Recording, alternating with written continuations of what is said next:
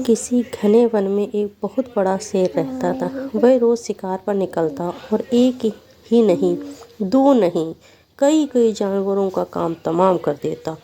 जंगल के जानवर डरने लगे कि अगर शेर इसी तरह शिकार करता रहा तो एक दिन ऐसा आएगा कि जंगल में कोई भी जानवर नहीं बचेगा। सारे जंगल में सनसनी फैल गई। शेर को रोकने के लिए कोई न कोई उपाय करना जरूरी था। एक दिन जंगल के सारे जानवर इकट्ठा हुए और इस प्रश्न पर विचार करने लगे।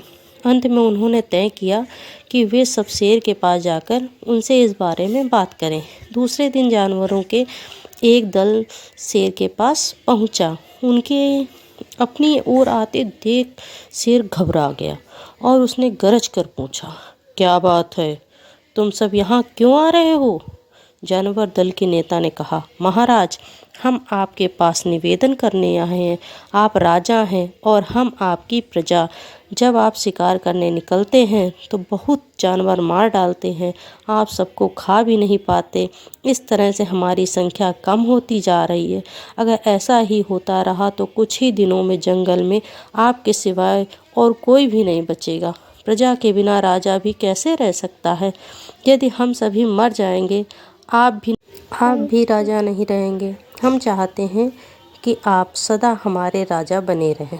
आपसे हमारी विनती है कि आप अपने घर पर ही रहा करें। हर रोज़ स्वयं आपके खाने के लिए एक जानवर भेज दिया करेंगे।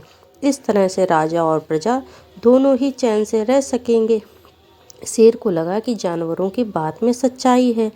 उसने पल भर सोचा, फिर बोला, अच्छी बात है, मैं तुम्हारे सुझाव को मान लेता हूँ, लेकिन याद रखना, अगर किसी भी दिन तुमने मेरे खाने के लिए पूरा भोजन नहीं भेजा तो मैं जितने जानवर चाहूँगा मार डालूँगा।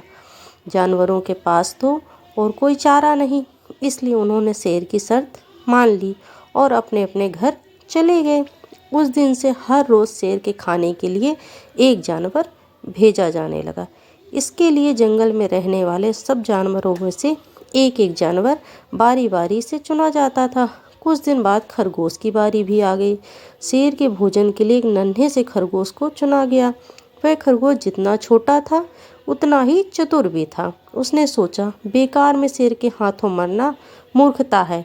अपनी जान बचाने का कोई न कोई उपाय अवश्य करना चाहिए और हो सके तो कोई ऐसी तरकीब ढूंढनी चाहिए जिससे सभी को इस मुसीबत से सदा के लिए छुटकारा मिल जाए। आखिर उसने एक तरकीब सोच ही निकाली। खरगोश धीरे धीरे आराम से शेर के घर की ओर चल पड़ा। जब वह शेर के पास पहुंचा तो बहुत देर हो चुकी थी। भूख के मारे शेर का बुरा हाल हो रहा था। जब उसने सिर्फ एक छोटे से खरगोश को अपनी ओर आते देखा तो गुस्से से बौखला उठा और गरज कर बोला, किसने तुम्हें भेजा है? एक तो पिद्दी जैसे हो, दूसरे इतनी देर से आ रहे हो। जिन बेवकूफ़ों ने तुम्हें भेजा है मैं उन सबको ठीक करूँगा। एक एक का काम तमाम न किया तो मेरा नाम भी शेर नहीं है। नन्हे खरगोश ने आदर से ज़मीन तक झुककर, महाराज, अगर आप कृपा करके मेरी बात सुन लें तो मुझे या और जानवरों को दोष नहीं देंगे। वे तो जानते थे कि एक छोटा सा खरगोश आपके भोजन के लिए पूरा नहीं पड़ेगा, इसलिए उन्होंने 6 खरगोश भेजे। लेकिन रास्ते में एक और शेर मिल गया। उसने 5 खरगोशों को मारकर खा लिया। यह सुनते ही शेर दहाड़कर बोला, क्या हुआ? क्या कहा? दूसरा शेर कौन है वह? तुमने उसे कहाँ देखा?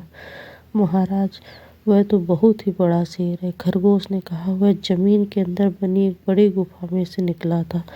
वह तो मुझे ही मारने जा रहा था, पर मैंने उससे कहा, सरकार, आपको पता नहीं है कि आपने क्या अंधेर कर दिया है।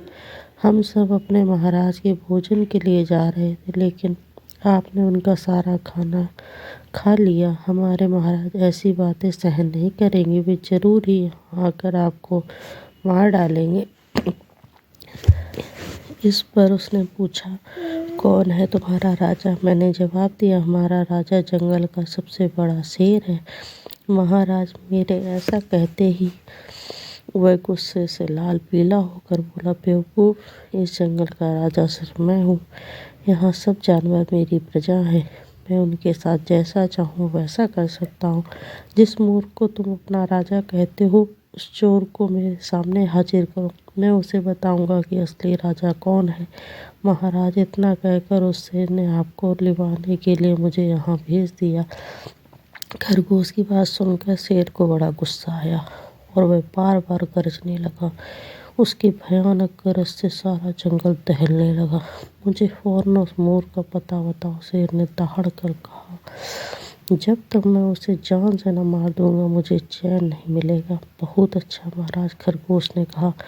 मौत ही उस दुष्ट की सजा है। अगर मैं और बड़ा और मजबूत होता तो मैं ही खुद उसके टुकड़े टुकड़े कर देता। चलो रास्ता दिखाओ, शेर ने कहा। फौरन बताओ किधर चलना।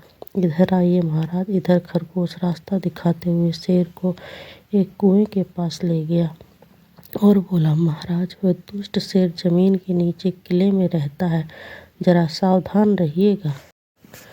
किले में छिपा दुश्मन खतरनाक होता है, मैं उससे निपट लूँगा। शेर ने कहा, तुम यह बताओ कि वह है कहाँ। पहले जब मैंने उसे देखा था तब वो यहीं बाहर खड़ा था। लगता है आपको आता देखकर वह किले में घुस गया। आइए मैं आपको दिखाता हूँ। खरगोश ने कुएं के नज़दीक आकर शेर से अंदर झांकने के लिए कहा। शेर ने कुएं के अंदर झांका तो उसे कुएं के पानी में अपनी परछाई दिखाई दी। परछाई को देखकर शेर जोर से दहाड़ा।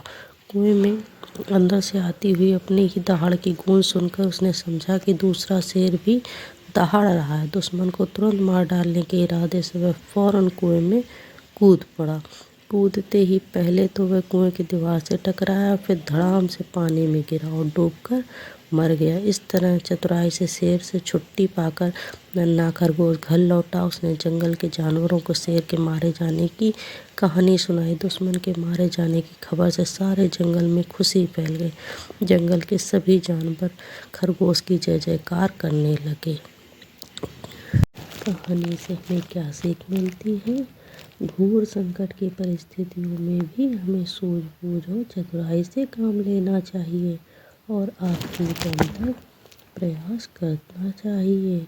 सूझबूझ और चतुराई से काम लेकर हम भयंकर संकट से उबर सकते हैं और बड़े से बड़े शक्तिशाली शत्रु को भी पराजित कर सकते हैं। कैसी लगी कहानी कमेंट बॉक्स में ज़रूर बताएं।